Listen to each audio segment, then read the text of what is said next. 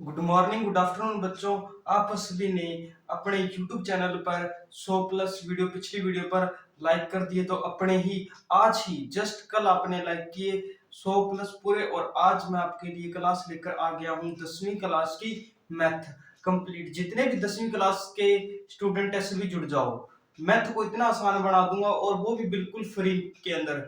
जो आप 5,000 रुपए 6,000 रुपए का कोर्स खरीदते हो वो आपको मैं बिल्कुल फ्री यूट्यूब में करवा रहा हूँ। तो जब भी सभी अपने जितने भी साथी हैं उनको भी इस कोर्स में जोड़ लें और डेली शाम 7 बजे इस कोर्स की वीडियो देखने के लिए तैयार रहें। इसके लिए यूट्यूब को सब्सक्राइब कर लें और वीडियो को अभी से लाइक कर दें। तो चलो अब अपने करते हैं। आज अपने इसका पहले बेसिक करेंगे। बेसिक को समझोगे तो ही आप पूरी की पूरी 10वीं क्लास में उन चीजों को अच्छे से कर पाओगे।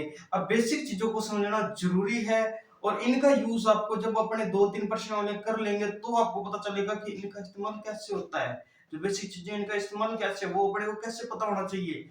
तो अभी देखो, तो सबसे पहले अपने को ये पता है कि जितने भी अंक होते हैं वो किससे मिलकर बनते हैं। 0 1 2 3 4 5 6 7 8 और 9, इनसे ही सारे के सारे अंक मिलकर बनते हैं। और इनमें सबसे पहला आता है प्राकृत संख्या। ये आपको बहुत ही ज्यादा याद रखना पड़ेगा, इनका इस्तेमाल आगे होएगा। प्राकृत संख्या इसको n से दिखाते हैं यानी कि नेचुरल नंबर। प्राकृत संख्या, अब इतना याद रखना है कि प्रकृति में जीरो नहीं मिलता। प्रकृति में एक के बाद सारी संख्या मिलती है लेकिन जीरो नहीं मिलता, इतना याद रखना। एक से अनंत तक संख्याएं, ठीक है। एग्जाम्पल जैसे 1 2 3 4 5 6 7, ये आगे चलता रहेगा अनंत तक, इनकी कोई लिमिट नहीं है कहां तक जाना है। लेकिन इतना याद रखना है कि प्राकृत संख्या एक से शुरू होती है। सबसे छोटी प्राकृत संख्या पूछे तो आंसर आपका एक होना चाहिए। दूसरी चीज पूर्ण संख्या, पूर्ण संख्या इसको वूल नंबर भी बोल देते हैं। पूर्ण संख्या, हर एक इंपॉर्टेंट सवाल जो भी एग्जाम में आने वाला है उस पर इंपॉर्टेंट लिख दूंगा। एग्जाम में आएगा ही आएगा, चाहे आप पीछे वाले एग्जाम उठा के देख लेना आए हैं या नहीं आए, ठीक है ना। तो उस वो उतना भी करके चले जाओगे तो आपके अच्छे नंबर बन जाएंगे। लेकिन अगर आप डेली रूटीन में क्लास फॉलो करते हैं तो आपके 100 में से 100 मैथ में पक्के हैं। पूर्ण संख्या, पूर्ण संख्या क्या होती है।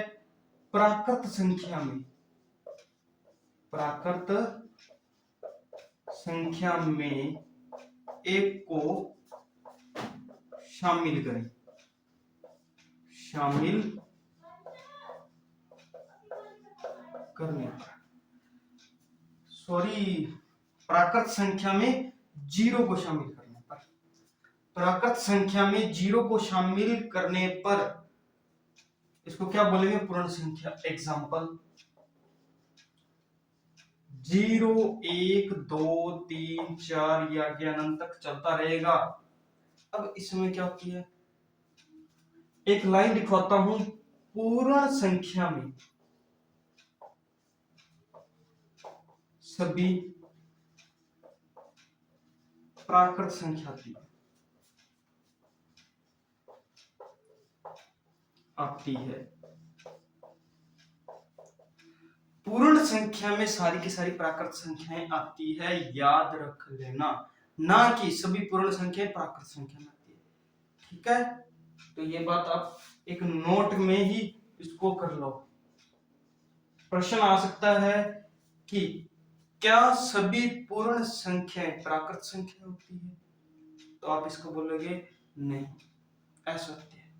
हमेशा पूर्ण संख्या, जितनी भी सभी प्राकृत संख्याएं क्या होती है, पूर्ण संख्या होती है। ना कि सभी पूर्ण संख्या प्राकृत संख्या, जिसके साथ सभी आ रहा है वो दूसरे के अंदर आ रहा है, ठीक है ना। चलो इसके बाद आती है पूर्णांक संख्या।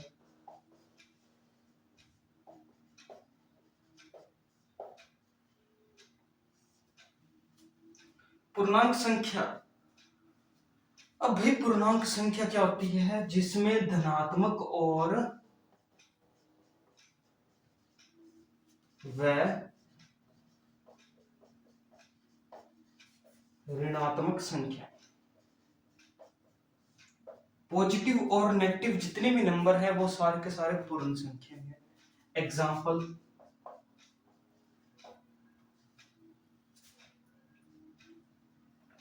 डैश -3 -2 -1 0 1 2 3।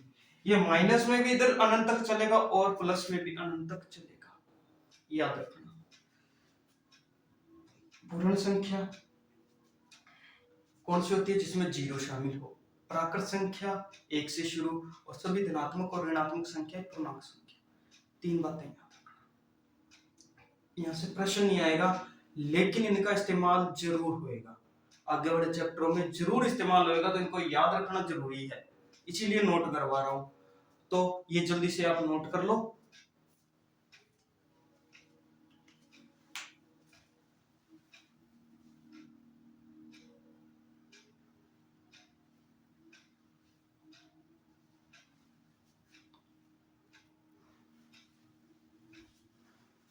तो सभी ने नोट कर लिया होगा, तो चलो इरेज करते हैं, इससे आगे करते हैं। बस आप जो जो चीजें मैं बता रहा हूं बस वैसे करते चलना, आपके मैथ में 100 में से 100 नंबर पक्के आएंगे। ये मैं कह के जा रहा हूं, लास्ट टाइम आप कमेंट कर देना कि सर हमारे इतने नंबर आए, बस।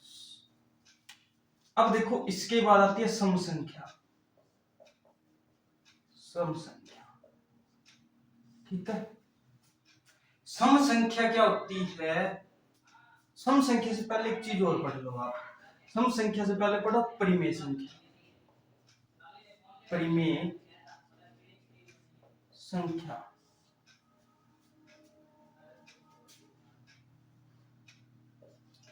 इसको कहते हैं वे संख्या जिसे P बटा Q के रूप में लिखा जाए।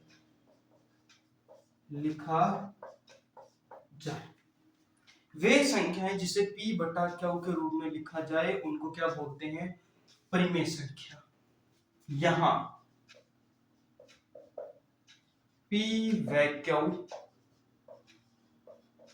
पूर्णांक संख्या है, यानी कि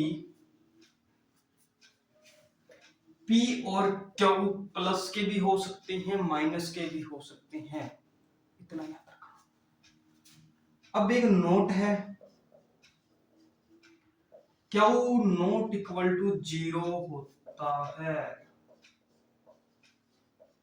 इसमें Q 0 नहीं होना चाहिए, तो परिमेय संख्या है। Q 0 नहीं होना चाहिए, ऊपर चाहे 0 हो नीचे 0 नहीं होना चाहिए, ये बात याद रखना। एग्जाम्पल, मैंने लिखा 3/4, P बटा Q का रूप है ना, तो ये परिमेय संख्या। मैंने लिखा दोनों क्या है? पूर्णांक, प्लस के ही है, फिर क्या हो गया? है तो पूर्णांक। मैंने लिखा -3/4, अब देखो एक प्लस का एक माइनस का, दोनों पूर्णांक संख्याएं हैं, तो ये भी क्या है? परिमेय संख्या है। मैंने एक एग्जांपल लिखा 3, सीधा ही, क्या ये परिमेय संख्या है? तो आप बोलना है, क्यों? क्योंकि इसके नीचे एक है, जिसका साथी कोई नहीं उसका साथी एक, बस। इसका साथी कोई नहीं उसका साथी एक, एक से भाग दे दो, कोई फर्क नहीं पड़ता, तो 3/1, तो ये भी परिमेय संख्या है। अब मैंने लिखा 0/5, तो ये भी परिमेय है, 0/5 परिमेय है। लेकिन नोट, छोटा सा नोट में इसलिए नोट करवा रहा हूं ताकि कंफ्यूज ना हो। मैंने लिखा 5/0, अब बताओ 5/0 Q नॉट इक्वल टू 0, 0 नीचे आ गया, तो ये परिमेय नहीं है, परिमेय नहीं है। इसके बाद आता है अप्रिमेय और सबसे इंपॉर्टेंट, इस प्रश्नावली में कम से कम 4 नंबर का प्रश्न आएगा, अप्रिमेय संख्या। एक प्रश्न तो आएगा ऑब्जेक्टिव में कि अप्रिमेय संख्या कौन सी नहीं है या कौन सी है। अप्रिमेय संख्याओं की पहचान करनी आएगी, या फिर इसमें एक आएगा कि √3 अप्रिमेय संख्या है, इसे सिद्ध करो, सिद्ध करने वाला। तो देखो कि किसे कहते हैं, जिससे P/Q के रूप में न लिखा जाए, न लिखा जाए, उसको क्या बोलेंगे, अपने अप्रिमेय संख्या। अप्रिमेय संख्या किसको बोलेंगे, जिसको P/Q के रूप में नहीं लिखा जाता। एग्जाम्पल देखो, एग्जाम्पल से पहले एक चीज याद रखना, 2-3 चीजें हैं वो आपको याद रखनी पड़ेगी। अब याद इसमें क्या रखना है कि याद रखने के लिए सिर्फ अभाज्य संख्याएं, अभी आगे करेंगे तो आपको वो समझ आ जाएगा। अभाज्य संख्या के ऊपर वर्गमूल हो जाए, अभाज्य संख्या का अंडरूट हो जाए, तो वो अप्रिमेय संख्या। अभाज्य संख्या जैसे √3, √2, √5, √7, ये सारी अप्रिमेय संख्या है। अब क्या है, ये तो अप्रिमेय संख्या है, ये तो सिंपल पता चल जाएगा। अब क्या, अगर इसके साथ कोई संख्या प्लस हो रही है, माइनस हो रही है, गुणा हो रहा है, भाग हो रहा है, अप्रिमेय संख्या के साथ कोई भी संख्या प्लस गुणा भाग हो रही है तो वो भी अप्रिमेय है। जैसे 3 √5 अप्रिमेय है, मैंने लिखा 3 √5, ये भी अप्रिमेय है। अब एक इनमें मेन बंदा है, वो है पाई। पाई क्या है, अप्रिमेय है। लेकिन अब तुम सोचोगे कि चलो मैं तुमसे एक सवाल पूछता हूँ, 22/7 पाई का मान होता है, और 3.14 भी पाई का मान होता है या नहीं होता, होता है। क्या ये दोनों परिमेय है या अपरिमेय है? अब इसका तो पता चल रहा है कि इसे P/Q के रूप में है, P/Q के रूप में है, तो ये तो क्या है, परिमेय। ये देखो इसका पॉइंट उड़ाया तो इसका मान आया 100, 314 P/Q, ये भी परिमेय। याद रखना, पाई अपरिमेय में आएगा और इसके मान किस में आएंगे, परिमेय में आएंगे। बड़े ध्यान की बात है ये, इससे सबसे ज्यादा कंफ्यूजन रहती है, सबसे ज्यादा सवाल यहीं से गलत होता है।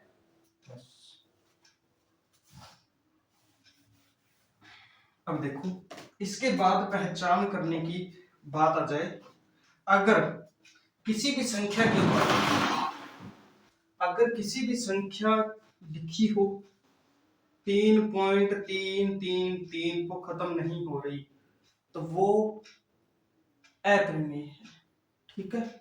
लेकिन कब, जब वो क्या है, ऐसे आ रही है 2, 3, 5, 7, 9 मिक्स में चल रही है, तो वो अप्रिमेय संख्या है, वरना नहीं है। अगर किसी संख्या, ये 3.15 लिख दिया और उसके ऊपर लगा दिया 12, यानी कि 15 बार बार रिपीट हो रहा है, तो ये कभी भी अप्रिमेय नहीं होगा, याद रखना, ये होता है परिमेय, ठीक है, याद रखना। अब इससे सवाल कैसा बनता है उस पर अपने बात कर लेते हैं। वो आपको क्वेश्चन देगा, निम्न में से अप्रिमेय संख्या, पीछे का पेपर उठा के देख लेना, प्रश्न ऐसे ही आएंगे, निम्न में से अप्रिमेय संख्या नहीं है। ऑप्शन ए मैंने दिया, सी दिया, डी दिया और डी दिया। ए ऑप्शन दे दिया मैंने पाई, यहां मैंने दे दिया √16, यहां दे दिया √3, और यहां दे दिया मैंने 125, थोड़ी सी गड़बड़, ठीक है, ये लो। अब देखो,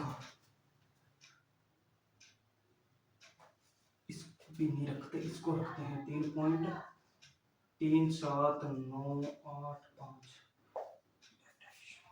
अब देखो, ह्यूमन में से अप्रिमेय संख्या नहीं है, पाई है, अप्रिमेय है, √3 है, √16 है क्या? बताओ जल्दी, कमेंट करो इसका आंसर। अभी ये देखो 3.3798। मैंने क्या बोला, जो संख्याएं मिक्स में आ रही है वो हमेशा कौन सी होगी? अप्रिमेय। √16 को तो 4 × 4 लिखते हैं, इसका रूट किया तो कितना है? 4 आंसर। तो ये इसका राइट आंसर हो जाएगा। √16 अप्रिमेय नहीं है, ये परिमेय है। तो जल्दी से ये नोट कर लो, फिर अपने आगे करते हैं।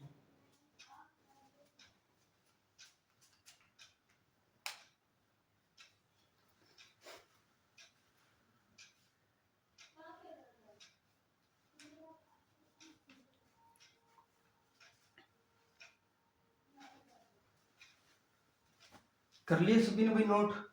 तो चलो इसको अब अपने इरेज कर लेते हैं और आगे करते हैं। अब आगे कुछ बातें और याद रखनी है, उसके बाद अपने प्रश्नावली को शुरू करेंगे। और इनका बहुत ज्यादा रोल है इस पूरी की पूरी 10वीं क्लास में। हर चीज इंपॉर्टेंट है, तो याद जरूर कर लेना। डेली 10 मिनट तो लगेंगे नहीं, 3-4 मिनट ही लगेंगे पढ़ने में। आराम से एक बार रिपीट कर लो, बस 4-5 दिन 10 दिन में याद हो जाएगा, उसके बाद कभी नहीं भूलोगे। इसके बाद आती है सम संख्याएं। इनका अपने प्रायिकता वाली प्रश्नावली में बहुत इस्तेमाल होगा, तो अभी इसे याद रख लो। सम संख्याएं वे संख्या जो 2 से विभाजित हो। ऐसे याद रह जाए तो अच्छी बात है, नहीं याद रहती तो एक और तरीका करता हूं। एग्जाम्पल में 32592 लिख दिया, ठीक है। 36 लिख दिया, 2 लिख दिया, 4 लिख दिया, 6 लिख दिया। ये इसमें एक बात याद रखनी है, मैंने लिखा 32592। अपने को ये पता है कि ये इकाई का अंक है।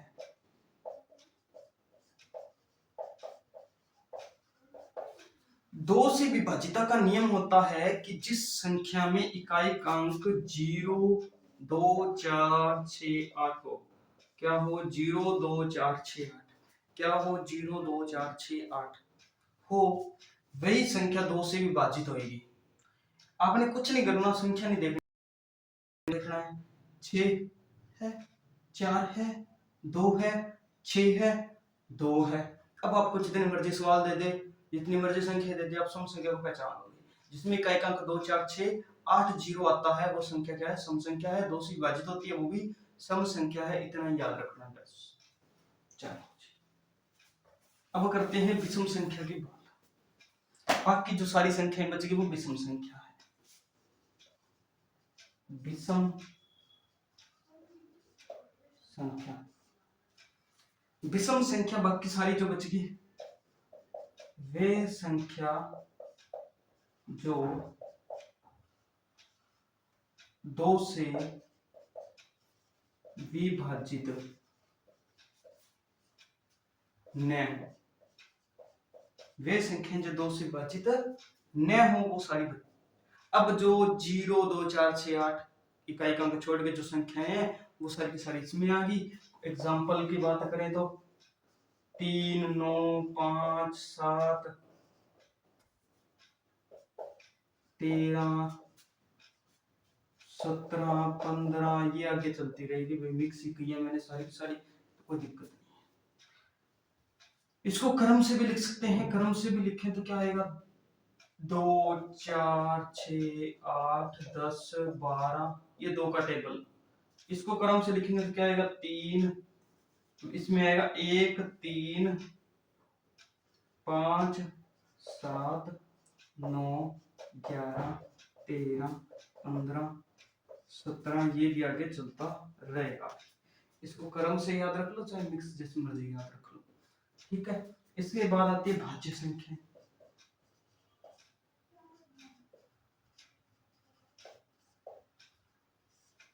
भाज्य संख्याएं, भाज्य संख्या कौन सी होती है? वे संख्या, वे संख्या जो एक व खुद के अलावा किसी अन्य संख्या से भी विभाजित हो, ठीक है। वे संख्याएं जो एक व खुद के अलावा किसी अन्य संख्या से भी विभाजित हो। एग्जाम्पल, एक तो आएगा ही आएगा, मैंने लिखा 4, कैसे? 4 खुद से कटता है, कटता है, एक से कटता है, एक से कटता है। इसने क्या लिखा? वे संख्या जो एक व खुद के अलावा किसी अन्य से विभाजित हो। क्या 2 से कटता है क्या? हाँ, तो जो 2 से भी कटता है, 1 से भी कटता है, 4 से भी कटता है, तो ये भाज्य है। इसके बाद आता है भाई 6, 8, 10, ठीक है। ये आगे चलता रहेगा कंटिन्यू। इतना सा याद रखना है कि जिसका साथी एक के अलावा कोई और भी है, जो एक पे नहीं टिका, जो एक पे नहीं टिका, वो हो क्या है? भाज्य। जिसके अनेक साथी वो भाज्य है, अभाज्य है। संख्या,